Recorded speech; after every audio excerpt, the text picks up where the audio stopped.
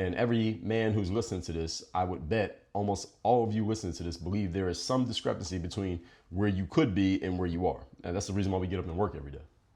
Even a man who's doing really well, even a man who considers himself successful and is happy with what he's achieved up to this point, still sees a gap between what he could be, because that means, because first of all, any man who's successful usually has some level of ambition and desire to achieve, which means if he's still alive, that means there is still time and space for him to achieve more than what he's achieved up to this point, even if what he's achieved up to this point far outpaces most men around him, or just most men, period, who are in his same bracket in terms of age or demographics or anything like that.